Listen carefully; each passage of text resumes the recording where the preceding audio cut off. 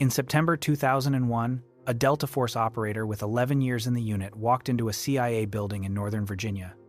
60 minutes later, he walked out no longer on the Department of Defense payroll. If you think Delta Force is where America's best operators end their careers, you have it completely backwards. There is a unit above Delta that the Pentagon does not officially acknowledge, that does not recruit through any public channel, and that has been quietly pulling Delta's most experienced operators for over 4 decades. The question nobody asks is why Delta keeps letting them go. Ground Branch sits inside the CIA's Special Activities Center, a division most people have never heard of, and the agency has no interest in publicizing. The Special Activities Center replaced what was previously called the Special Activities Division, and before that it was simply the paramilitary arm of the CIA. Ground Branch is one operational component within that structure. It is not a military unit. Operators who join Ground Branch resign their military commissions or separate from the enlisted ranks entirely. From the moment they sign their CIA employment contract, they are agency employees, not soldiers. That distinction matters far more than it sounds. When a Delta Force operator deploys, he does so under Department of Defense authority. His missions are authorized through a military chain of command that runs up to the Secretary of Defense and, in certain cases, the President. He operates within a defined military legal framework, wears some variation of military dress even in low-visibility gear, and returns to a base with support infrastructure behind him. When a Ground Branch officer deploys, he operates under Title 50, the legal authority governing intelligence activities. His operations can be run in countries where no military footprint is authorized. His documented identity may be a private contractor, a development worker, or an embassy staff member. If something goes wrong, the Pentagon has nothing to explain. The CIA can deny operational knowledge entirely. That legal architecture is precisely why Ground Branch was built. Delta Force can go anywhere. A military operation is authorized. Ground Branch can go places where authorizing a military operation would create an international incident or destabilize a relationship that American diplomacy has spent years building. In practice, that means Ground Branch operates in the spaces between official wars, in countries where U.S. military presence is legally prohibited, and in situations where the rules of engagement would prevent a uniformed soldier from doing what the mission requires. The legal exposure is different. The personal risk is different. The operational ceiling is structurally higher than anything Delta Force can reach under its current authority. The physical space Ground Branch occupies in Northern Virginia is not on any public map. The CIA campus at Langley is known. The facilities that house its paramilitary elements are not. Former officers who have spoken publicly, including Mike Baker, who served in the Directorate of Operations for over a decade, describe an institutional culture that is deliberately invisible, not just to the public but to most of the CIA itself.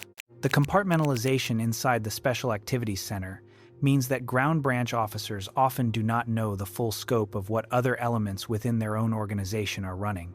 That level of internal separation is not normal even by intelligence community standards. Recruitment into Ground Branch does not come through a job posting. There is no application form on the CIA careers website, no formal announcement, no channel that a Delta Force operator can navigate on his own. Recruitment happens through a network of personal relationships built over years of joint operations.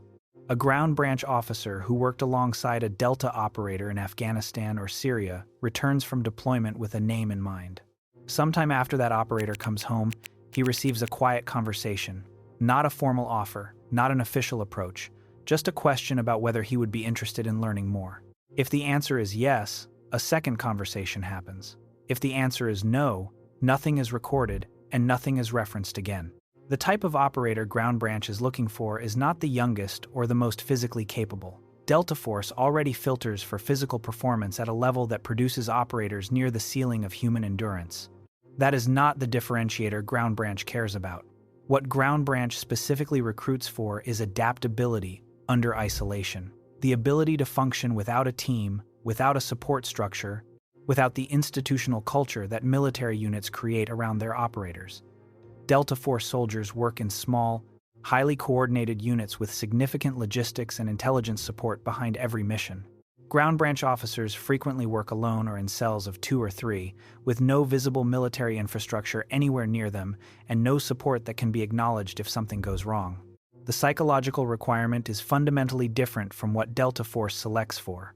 Ground Branch also draws selectively from DEVGRU, from MARSOC raiders, and from certain elements of Special Forces.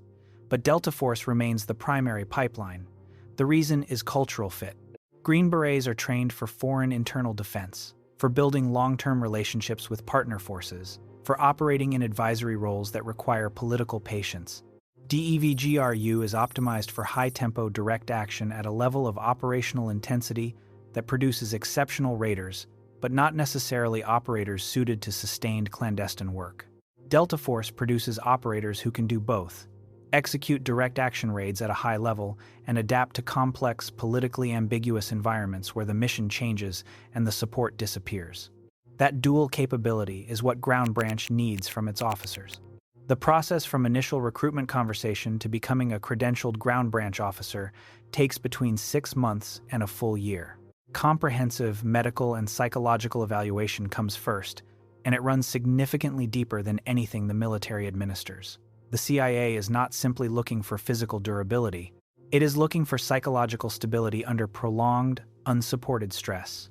An operator who performs brilliantly within Delta Force because of unit cohesion and institutional culture may discover that he performs differently when he is genuinely alone, operating under a false identity, in a country where he cannot reveal who he works for to anyone he encounters. Not every operator who is exceptional in a team environment transfers to that context without difficulty. The evaluation is designed to find the ones who do not before the agency has invested a year in their development. The lifestyle polygraph is a separate obstacle, and it eliminates candidates who would otherwise pass the psychological evaluation. The CIA uses polygraph examinations that go considerably deeper than standard security clearance polygraphs. They are looking for undisclosed relationships, hidden financial arrangements, behavioral patterns that could be used as leverage against an officer running a covert identity in a denied area. Delta Force operators who have spent their careers in classified programs sometimes find that the lifestyle polygraph surfaces information they assumed was either sealed or irrelevant.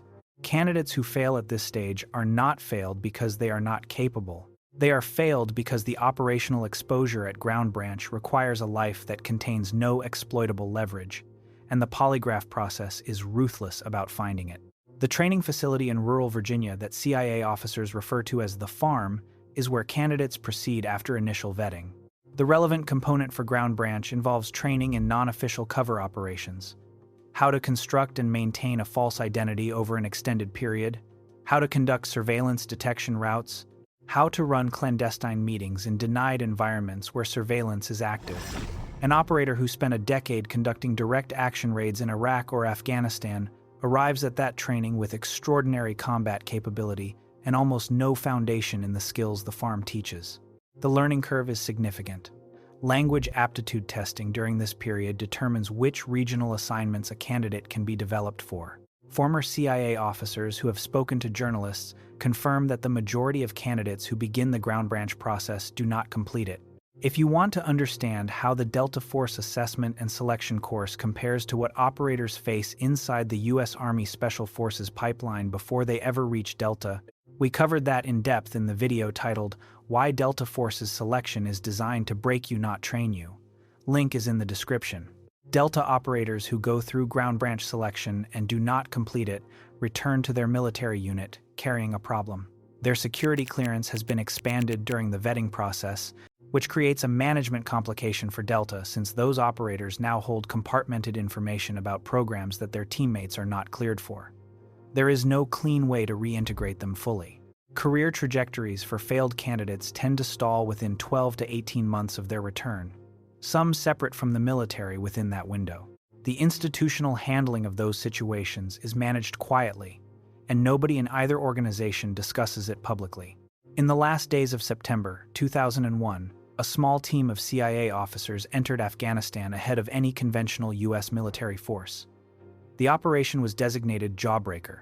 The team leader was Gary Schroen, a CIA officer with decades of Central Asia experience.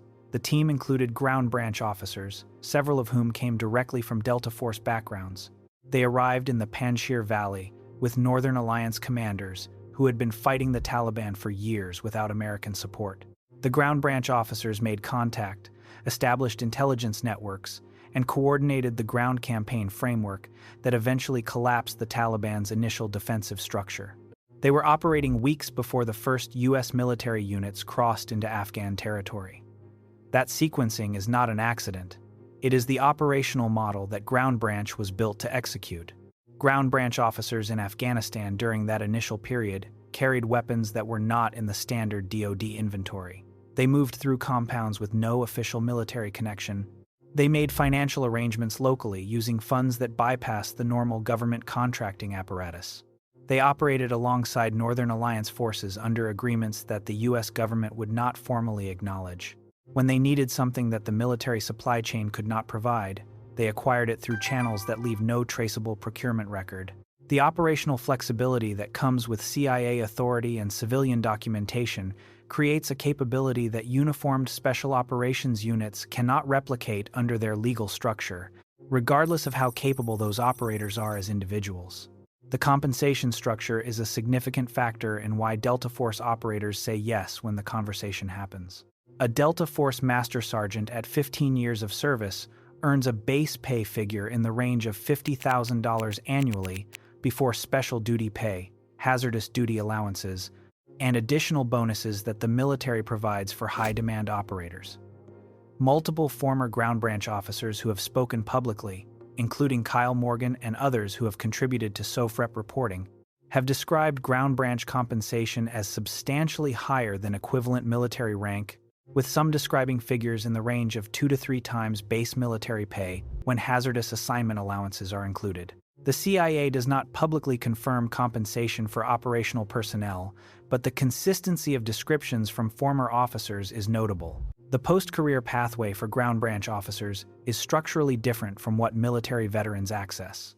The combination of Title 50 operational experience, clandestine tradecraft, and language capability makes former Ground Branch officers attractive to private intelligence firms, to contractors supporting intelligence community programs, and to consulting structures that work with corporate security operations at a global level. The transition out of the military typically leads operators toward the defense contractor sector. The transition out of Ground Branch leads into a different tier of that market, one with higher compensation and significantly more operational discretion. Here is where the argument that runs through every special operations forum and never gets resolved. Is Ground Branch above Delta Force in the operational hierarchy of American national security? The case for yes is built on legal authority and operational reach. Ground Branch goes places Delta cannot go. It operates under authorities that give it access to environments and mission types that the Department of Defense cannot authorize for any military unit regardless of capability level. By that measure, Ground Branch sits at a structurally higher level than Delta Force. The case for no is built on a different framework. Ground Branch is smaller. Its operators do not run the volume of direct action operations that Delta Force sustains over a deployment cycle. Delta Force has institutional depth, training infrastructure, collective experience, and a support architecture that Ground Branch, as a relatively small paramilitary element within a larger intelligence organization, simply cannot replicate at scale. The argument from this side is that Ground Branch is not better than Delta Force. It is optimized for a different mission set in a different legal environment, and calling one tier higher than the other misses what both organizations actually do. There is a third position that neither camp wants to examine in public. Ground Branch exists because there are things the United States government needs done that cannot be done by anyone wearing a uniform, under any military legal framework, in any theater of operations. The existence of a unit specifically designed to operate outside those constraints is either the necessary edge of American national security or a structure that generates accountability problems that will never be resolved in an open. That question has been running through classified oversight hearings for 40 years and has never produced a public answer. Tell us in the comments whether you think Ground Branch is genuinely above Delta in the operational hierarchy, or whether the comparison itself misses the point about what these two organizations were built to do. If you want to understand the full scope of the CIA's Special Activities Center and how its capabilities compare to what Delta Force does at its operational ceiling, the video Why CIA SAD is More Dangerous Than Delta Force covers that in full. That video is at 63,000 views, and the comment section has been running arguments for 2 years. That is where this conversation continues.